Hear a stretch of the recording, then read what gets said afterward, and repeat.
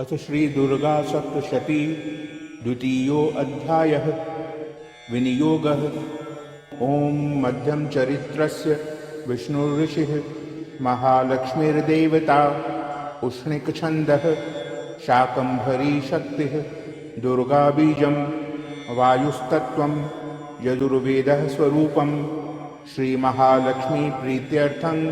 मध्यम चरित्र जपे विनियोगः। ध्यानम्। ओम अक्षस्त्रक परुषुं गदेषु कुलिशं पद्मं धनुषुकुण्डिकां दण्डं शक्तिमसिं च चर्म जलजं घण्टां सुराभाजनं शूलं पाशसुदर्शने च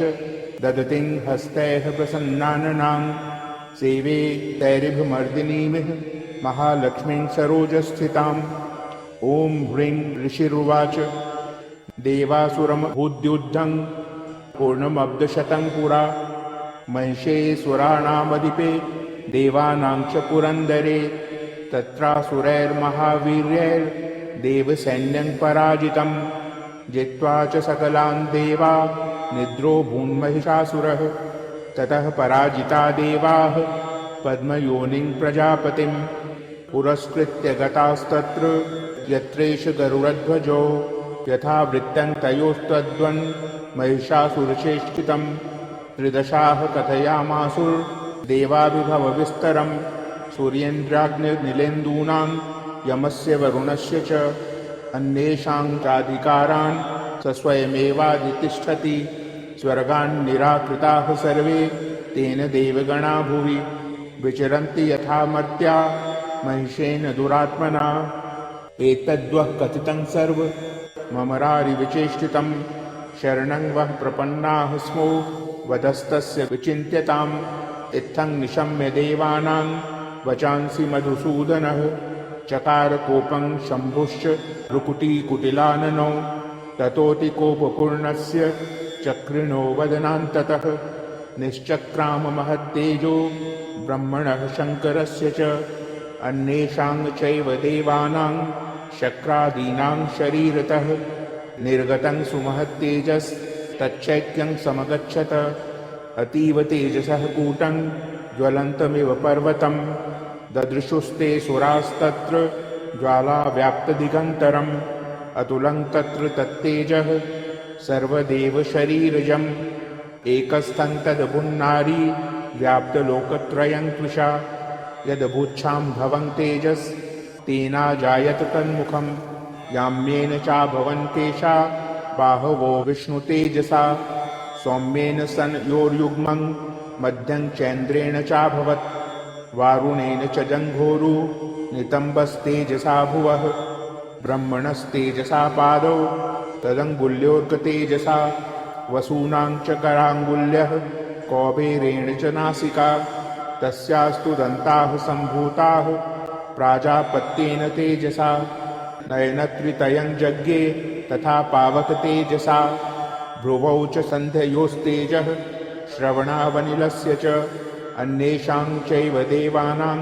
सम्भवस्तेजसां शिवा। ततः समस्तदेवानां तेजोराशिसमुद्भवां तां विलोक्य मुदं प्रापु रमरा महिषार्दिताः शूलं शूलाद्विनिष्कृष्य ददौ तस्यै पिनाकधृक् चक्रं च दत्तवान् कृष्णः समुत्पाद्य स्वचक्रतः शङ्खं च वरुणः शक्तिं ददौ तस्यै हुताशनः मारुतो दत्तवांश्चापं बाणपूर्णे तथेषुधि वज्रमिन्द्रः समुत्पाद्य कुलिशादमराधिपः ददौ तस्यै सहस्राक्षो घण्टामेरावताद्गजात् कालदण्डाद्यमो दण्डं पाशं चाम्बुपतिर्ददौ प्रजापतिश्चाक्षमालां ददौ ब्रह्माकमण्डलुं समस्तरोमकूपेषु निजरश्मीन् दिवाकरः कालश्च दत्तवान् खड्गं तस्याश्चर्म च निर्मलं क्षीरोदश्चामलङ्कार मजरे च तथाम्बरे चूडामणिं तथा दिव्यं कुण्डले कटकानि च अर्धचन्द्रं तथा शुभ्रं केयूरान् सर्वबाहुषु नुपुरौ विमलौ तद्वद्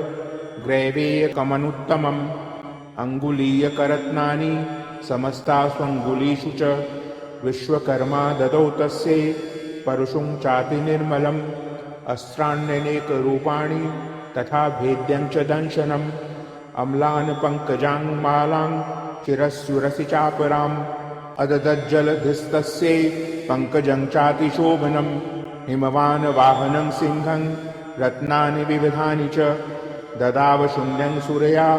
पानपात्रं दहनाधिपः शेषश्च सर्वनागेषु महामणिविभूषितं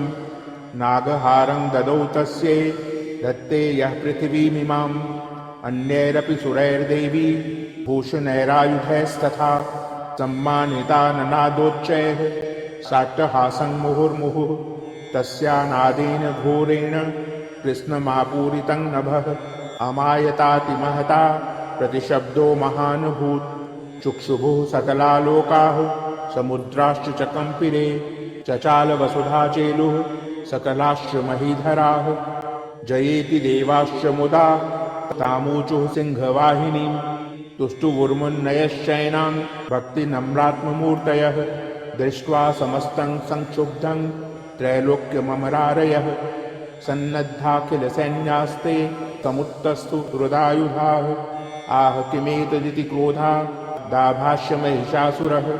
अभ्यधावत तं शब्दमशेषैर्सुरैर्वृतः स ददर्श ततो देवीं व्याप्तलोकत्रयाङ्कुशा पादाक्रान्त्यानतभुवं किरीटोल्लिखिताम्बरां शोभिताशेषपातालां धनुर्जानिः स्वनेन तां दिशो भुजसहस्रेण समन्ताद्व्याप्य संस्थितां ततः प्रवृते युद्धं तया देव्यासुरद्विषां शस्त्रास्तैर्बहुधा मुक्तैरादीपितदिगन्तरं महिषासुरसेनानीश्चिक्षुराख्यो महासुरः युयुधे चामरश्चान्यैश्चतुरङ्गबलान्वितः रथानां युतैः षड्भिः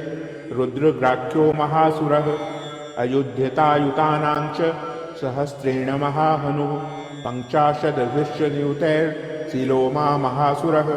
अयुतानां शतैः षड्भिर्बाष्कलो युयुधे रणे गजवाजिसहस्रोघैर्नेकैः परिवारितः वृतो रथानां कोट्या च युद्धे तस्मिन्न युध्यत बिडालाख्यो युतानां च पञ्चाशद्भिर्धायुतैः युयुधे संयुगे तत्र रथानां परिवारितः अन्ये च तत्रायुतशो रथनागहयैर्वृताः युयुधः संयुगे देव्या सह तत्र महासुराः कोटिकोटिसहस्रैस्तु रथानां दन्तिनां तथा हयानां च वृतो युद्धे तत्राभून्महिषासुरः तोमरैर्भिन्दिपालैश्च शक्तिभिर्मुसलैस्तथा युयुधुः संयुगे देव्या खड्गैः परशुपट्टिशैः केचिच्च चिक्षुपुः शक्तिः केचित् पाशांस्तथा परे देवीं खड्गप्रहारैस्तु तेतां हन्तुं प्रचक्रमुः सापि देवी ततस्तानि शस्त्राण्यस्त्राणि चण्डिका लीलयैव प्रचिच्छेद निजशस्त्रास्त्रवर्षिणी अनायस्तानना देवी स्तूयमाना सुरर्षिभिः मुमोचासुरदेहेषु शस्त्राण्यस्त्राणि चेश्वरी सोऽपि क्रुद्धो दुतसटो देव्या वाहनकेसरी चचारासुरसैन्येषु वनेष्विव हुताशनः निःश्वासान्मोचेयांश्च युध्यमाना रणेऽम्बिका त एव सद्यः सम्भूता गणाः शतसहस्रशः युयुधुस्ते परशुभिर्भिन्दिपालासिपट्टिशैः नाशयन्तोऽसुरगणान् देवी शक्तुपबृंहिताः अवादयन्तपटहान् गणाः शङ्खास्तथा परे मृदङ्गाश्च तथैवान्ये तस्मिन् युद्धमहोत्सवे ततो देवी त्रिशूलेन गदया शक्तिवृष्टिभिः खड्गादिभिश्च शतशो निजघान् महासुरान् पातयामास चैवान्यान् घण्टास्वनविमोहितान्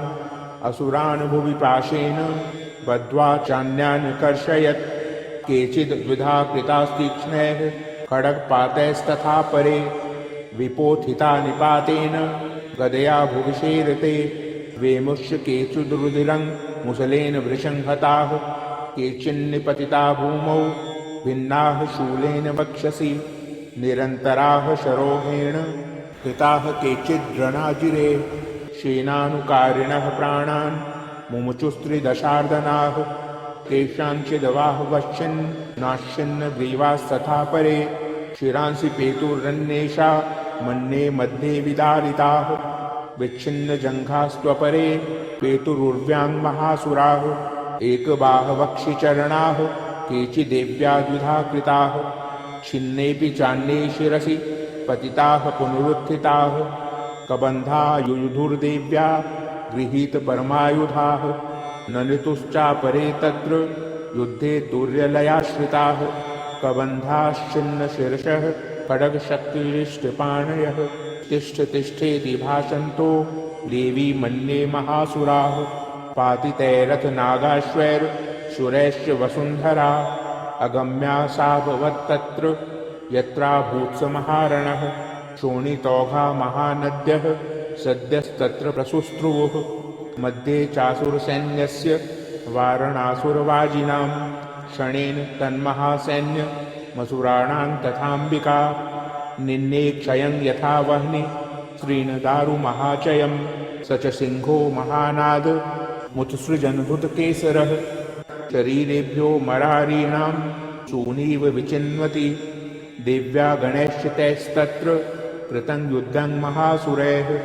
यथैषां तुतुषुर्देवाः पुष्पवृष्टिमुचो दिवि ॐ इति श्रीमार्कण्डेय पुराणे सावर्णिके मन्वन्तरे देवी महात्म्ये महिषासुरसैन्यवधो नाम द्वितीयोऽध्यायः। ॐ